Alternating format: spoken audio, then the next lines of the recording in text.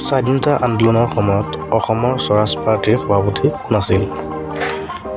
উত্তৰ তৰুণৰাম ফুকন।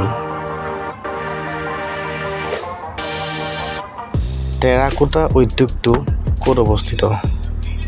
উত্তৰ ধুবুৰী।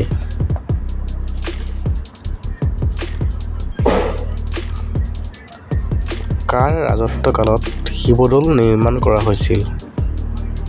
উত্তৰ শিৱসিংহ। তেওঁৰ ৰাজত্বকালতেই ৰাণী অম্বিকাই নিৰ্মাণ কৰোৱাইছিল। অসমৰ প্ৰথমখন ষ্টেডিয়াম ক'ত নিৰ্মাণ কৰা হৈছিল? উত্তৰ যোৰহাট।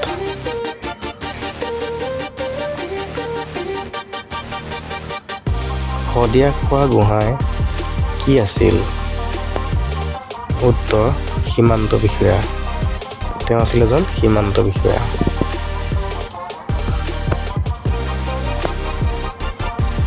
কোন ৰজাক ভগা ৰজা নামেৰে জনা যায়? উত্তৰ চুৰামফা অৰ্থাৎ প্ৰতাপ সিংহ। তেওঁক ভগা ৰজা নামেৰেও জনা যায়। স্বাধীনতা সংগ্ৰামৰ সময়ত কোনে মৃত্যু বাহিনী গঠন কৰিছিল? উত্তৰ পুষ্পলতা দাস।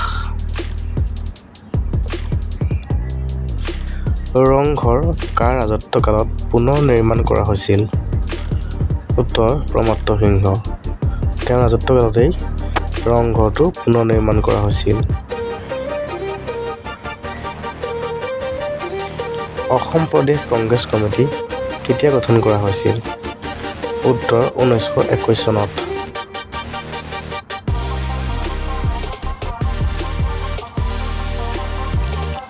অসমীয়া সাহিত্যৰ বুৰঞ্জী কোনে লিখিছিল?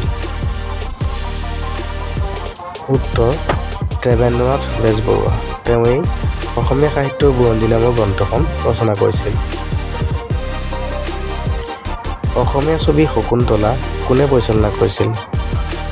উত্তৰ ডক্টৰ ভূপেন হাজৰিকা। তেওঁৱেই শকুন্তলা ছবিখন পৰিচালনা কৰিছিল। গোহাঁই কমলালী পথটো কাৰ ৰাজত্বকালত নিৰ্মাণ কৰা হৈছিল? উত্তৰ নৰনাৰায়ণৰ ৰাজত্বকালত। হিন্দু উপাধি স্বৰ্গনাৰায়ণ গ্ৰহণ কৰা আহোম ৰজাজন কোন আছিল? উত্তৰ চুহুংমুং। তেওঁৱেই হিন্দু উপাধি সৰ্বপ্ৰথমে গ্ৰহণ কৰিছিল। 1828 চনত প্ৰথম ব্ৰিটিছৰ বিৰুদ্ধে অসমত বিদ্ৰোহৰ নেতৃত্ব কোনে দিছিল? উত্তৰ গোমধৰ কোঁৱৰ। তেওঁৱেই ব্ৰিটিছৰ বিৰুদ্ধে প্ৰথম নেতৃত্ব দিছিল। এনেধৰণৰ ভিডিঅ' পাই থাকিবলৈ চেনেলটো ছাবস্ক্ৰাইব কৰি দিব। ধন্যবাদ।